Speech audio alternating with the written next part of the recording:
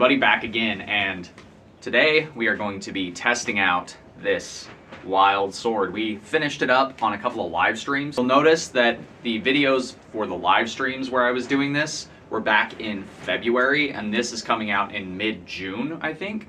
And that is because videos on my channel are scheduled out ahead of time because it takes a long time to edit and put the videos together for you guys, but live streaming I can do in the moment. So right now it's still February for me. It is mid-February for me, actually. And that is when I'm getting this finished up, is the dates of that live stream are the dates that this sword got finished. But let me kind of go over what we did in case you missed the live streams so you guys can see how we got here from where we were. Obviously, we cleaned up the blade, sharpened it up, put the edges on there. We did some work to create the cross guards, which are steel knuckles essentially, like a big pair of knuckle dusters to fit there. They are crossed over since they're long, but they both have knuckles running in either direction. So that way if it's swiping down or swiping up when you're hitting, it's still gonna bite and deliver all that force.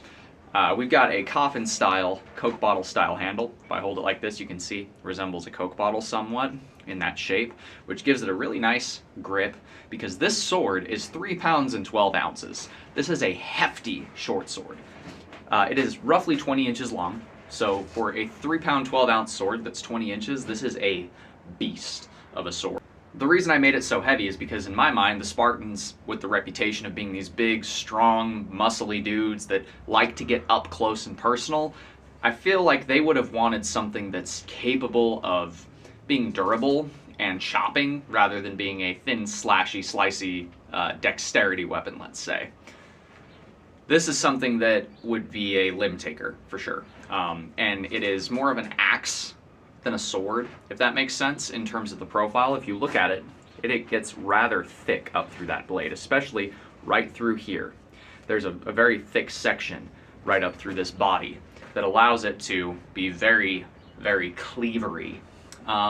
We do have a very sharp, convex, curved edge here. See if I can get the light to pick that up. There we go. We do have a very sharp, curved, convex edge and a very nice edge down here. This is beveled all the way through and through. And then this resembles kind of an axe head in the way that the profile is on this upper section. So this is going to be more of a cleaving, chopping style sword than a laser cutter, let's say. But I'm interested to see how it performs in cut testing, which is what we're doing today.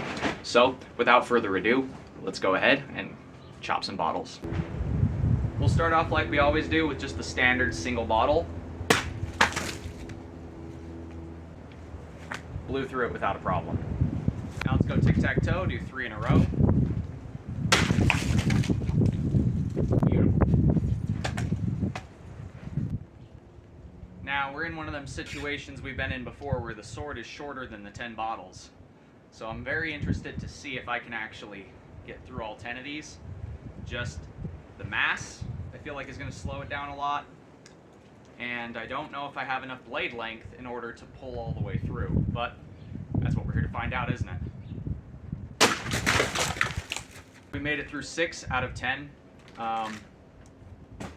That's fine.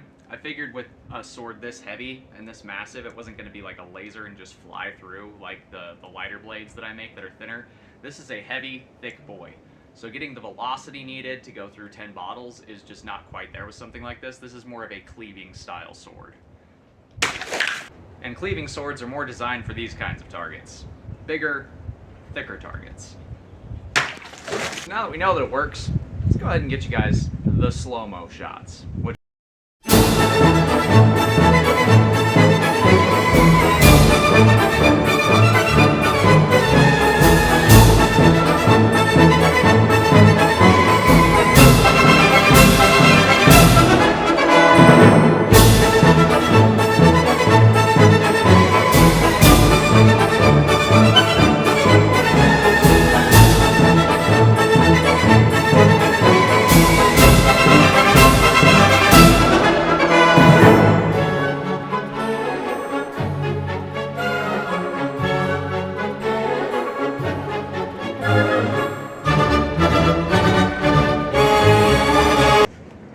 So, we know it functions as intended. It is a cleaving monster of a sword. I believe that Leonidas himself would have been proud to wield something like this. This has been one heck of a project, probably about 16 hours of work total to get from start to finish where we are now, to get everything to the point where it is ready to rock and roll. This will be available up on the Etsy store for purchase if you're looking to purchase your very own Spartan flesh render sword. Let's call it that, because this isn't quite the design from the movie. This is my own take on it. This all came about because of this comment right here. I posted a video showing where I started versus where I am now with, well, where I was at the time, with some of the blades I had built up until that point. And one of my subscribers asked me if I think I can make one of these. So here's your answer. Yes, I can make one of these. And this is my take on the Spartan inspired 300 sword.